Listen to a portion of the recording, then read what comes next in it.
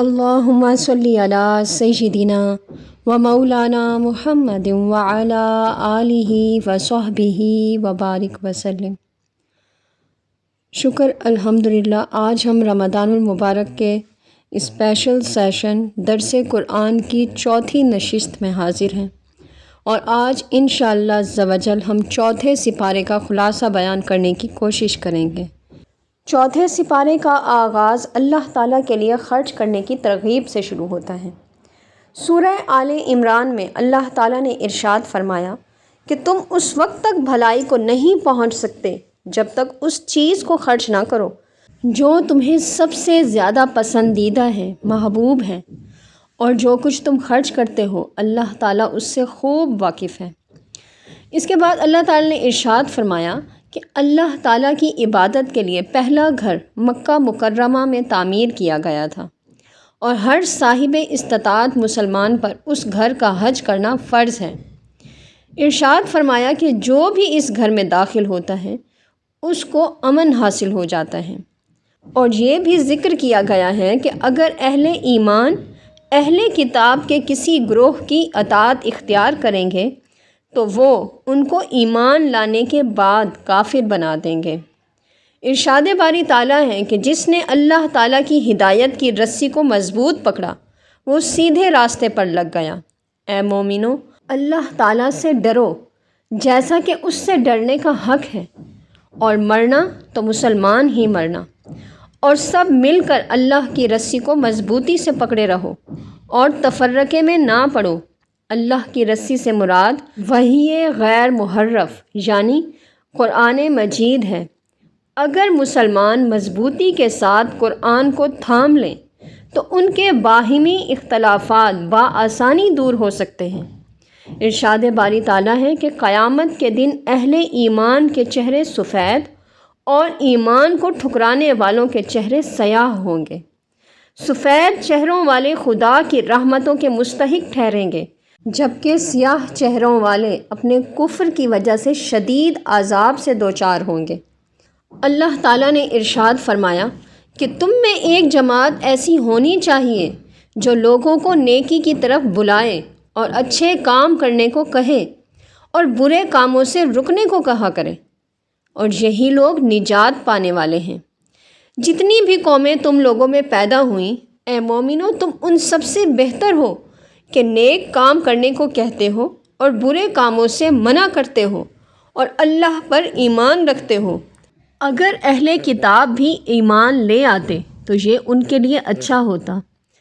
تو اس ارشاد سے معلوم ہوا کہ اگر ہم صحیح معنوں میں بہترین امت بننا چاہتے ہیں تو ہمیں امر بالمعروف اور نہی عن المنکر کو بطور کار منصبی اپنی زندگی کا ایک جز بنانا چاہیے، ایک شعبہ بنا لینا چاہیے۔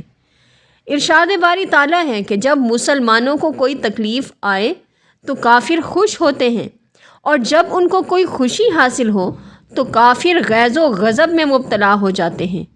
اگر مسلمان صبر اور تقوی کا راستہ اختیار کریں تو کافروں کی کوئی خوشی اور ناراضی مسلمانوں کو گزند نہیں پہنچا سکتی۔ اس سورہ مبارکہ میں غزوہ بدر کا بھی ذکر ہے۔ اللہ تعالیٰ نے اپنے رسول کریم صلی اللہ علیہ وآلہ وسلم سے وعدہ فرمایا تھا کہ مسلمانوں کی نصرت کے لیے 3000 فرشتوں کو اتارے گا، اور یہ بھی ارشاد فرمایا کہ اگر کافر مسلمانوں تک رسائی حاصل کر لیں اور مسلمان صبر و استقامت سے ان کا مقابلہ کریں تو اللہ تعالیٰ 5000 فرشتوں کو مسلمانوں کی مدد کے لیے اتارے گا، اور ساتھ ہی یہ بھی ارشاد فرمایا کہ فرشتوں کی مدد تو ایک خوشخبری ہے، ورنہ در حقیقت مدد تو میں خود کرنے والا ہوں، یعنی کہ اللہ تعالیٰ کی ذات بذات خود مددگار ہے مسلمانوں کی۔ اس کے بعد ارشاد فرمایا کہ اے ایمان والو، سود در سود کھانے سے اجتناب کرو۔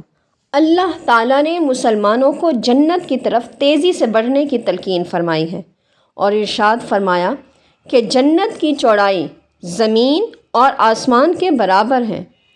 پھر جنتی مومنوں کی یہ صفت بیان فرمائی کہ جب بھی ان سے صغیرہ یا کبیرہ گناہ کا ارتکاب ہو جاتا ہے تو انہیں اللہ تعالیٰ کا خوف دامن گیر ہو جاتا ہے، اور وہ اللہ تعالیٰ سے اپنے گناہوں کی معافی مانگتے ہیں، اور اللہ تعالیٰ کے سوا کون ہے جو گناہوں کو معاف کر سکے۔ غزوہ احد میں مسلمانوں کو کفار کے ہاتھوں سے بہت نقصان اٹھانا پڑا، جس کی وجہ سے مسلمان بہت زیادہ دکھی تھے۔ تو اللہ تعالیٰ نے مسلمانوں کو تسلی دیتے ہوئے ارشاد فرمایا کہ اگر تمہیں زخم لگا ہے تو تمہاری طرح تمہارے دشمنوں کو بھی زخم لگا ہے۔ ارشاد فرمایا کہ ایام کو ہم لوگوں کے درمیان بدلتے رہتے ہیں، اس ذریعے سے اللہ تعالیٰ مومنوں کو بھی جانچ لیتا ہے اور کئی لوگوں کو شہادت کا منصب بھی عطا فرما دیتا ہے۔ اللہ تعالیٰ نے ارشاد فرمایا کہ تم لوگ اہل کتاب اور مشرکین سے بہت سی ایذا رسانی کی باتیں سنو گے، لیکن تمہیں دل گرفتہ نہیں ہونا اور صبر و تقوی اختیار کرنا ہے، بے شک یہ بہت بڑا کام ہے۔ سورہ آل عمران کے آخری حصے میں اللہ تعالیٰ نے ارشاد فرمایا کہ آسمانوں اور زمین کی پیدائش میں اور رات اور دن کے بدل بدل کر آنے جانے میں عقل والوں کے لیے نشانیاں ہیں، جو کھڑے بیٹھے اور لیٹے یعنی ہر حال میں اللہ تعالیٰ کو یاد کرتے ہیں اور آسمانوں اور زمین کی پیدائش میں غور کرتے ہیں اور کہتے ہیں کہ اے پروردگار، تو نے یہ سب بے فائدہ پیدا نہیں کیا۔ مزید ارشاد فرمایا کہ عمل کرنے والا مرد ہو یا عورت، میں اس کے عمل کو ضائع نہیں کرتا۔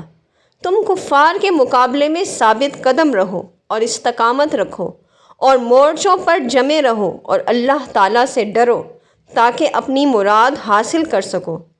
سورہ آل عمران کے بعد سورہ نساء ہے۔ اس کے شروع میں انسانوں کو یہ بات سمجھائی گئی ہے کہ ذات پات اور برادری عزت کی وجہ نہیں ہے، اس لیے کہ تمام انسانوں کی اصل ایک ہے۔ انہیں اپنے پروردگار سے ڈرنا چاہیے جو کہ ان سب کا پروردگار ہے، اور اس نے انہیں ایک نفس سے پیدا کیا اور اس سے اس کا جوڑا بنایا، پھر ان دونوں سے کثیر تعداد میں مردوں اور عورتوں کو پیدا کر کے روئے زمین پر پھیلا دیا۔ اس کے بعد اللہ تعالیٰ نے ارشاد فرمایا کہ یتیموں کا جو مال تمہاری تحویل میں ہو ان کے حوالے کرو، اور ان کے پاکیزہ اور عمدہ اور صاف ستھرے مال کو اپنے ردی اور خراب شدہ مال سے نہ بدلو، اور نہ ہی ان کا مال اپنے مال میں ملا کر کھا جاؤ۔ اور اگر تمہیں اس بات کا خوف ہو کہ یتیم لڑکیوں کے بارے میں انصاف نہیں کر سکو گے، تو جو عورتیں تمہیں پسند ہوں، 2 3 یا 4 ان سے نکاح کر لو۔ اور اگر تمہیں اس بات کا اندیشہ ہو کہ سب عورتوں سے یکساں سلوک نہیں کر سکو گے، تو پھر تمہارے لیے ایک عورت ہی کافی ہے، یا وہ لونڈی جس کے تم مالک ہو، اور عورتوں کو ان کے مہر خوشی سے ادا کیا کرو۔ اس سورہ مبارکہ میں اللہ تعالیٰ نے یتیموں کے مال کے بارے میں کئی باتیں ارشاد فرمانے کے بعد وراثت کے مسائل کو بھی بڑی وضاحت سے بیان فرمایا ہے، اور جائیداد میں بیٹوں کا حصہ بیٹیوں کے مقابلے میں دگنا حصہ رکھا ہے۔ اگر کسی کی صرف بیٹیاں ہوں تو اس صورت میں وہ 2/3 جائیداد کی مالک ہوں گی، اور اگر صرف ایک بیٹی ہو تو وہ نصف جائیداد کی مالک ہوگی۔ شوہر اپنی بیوی کی جائیداد میں 1/4 حصے کا مالک ہوگا، جبکہ بیوی اپنے شوہر کی جائیداد میں 8ویں حصے کی مالک ہوگی۔ اسی طرح والد اور والدہ کا اپنے بیٹے کی جائیداد میں 6واں حصہ ہوگا، اور اسی طریقے سے بے اولاد شخص کی جائیداد اس کے بہن بھائیوں میں تقسیم ہو جائے گی۔ جائیداد کی تقسیم سے قبل واجب الادا قرض کو ادا کرنا ضروری ہے۔ یہ تمام احکام اللہ تعالیٰ کی قائم کردہ حدیں ہیں۔ اس کے بعد غیرت کے نام پر قتل کرنے یعنی آنر کلنگ کے بارے میں اللہ تعالیٰ کا حکم ذکر کیا گیا ہے۔ ارشاد فرمایا، اے مسلمانوں، تمہاری عورتوں میں سے جو بدکاری کا ارتکاب کر بیٹھیں، ان پر اپنے لوگوں میں سے 4 لوگوں کی گواہی لو۔ اگر وہ ان کی بدکاری کی گواہی دیں تو ان عورتوں کو گھروں میں بند رکھو یہاں تک کہ موت ان کا کام تمام کر دے، یا اللہ تعالیٰ ان کے لیے کوئی اور سبیل پیدا کرے۔ اس کے علاوہ نکاح کے کئی مسائل ان آیات میں بیان کیے گئے ہیں اور ان رشتوں کا تفصیلی ذکر ہے جن سے نکاح کرنا حرام ہے۔ اللہ تعالیٰ سے دعا ہے کہ ہمیں قرآن مجید پڑھنے، سمجھنے اور اس پر عمل کرنے کی توفیق عطا فرمائے۔ آمین یا رب العالمین۔ وما علینا الا البلاغ المبین۔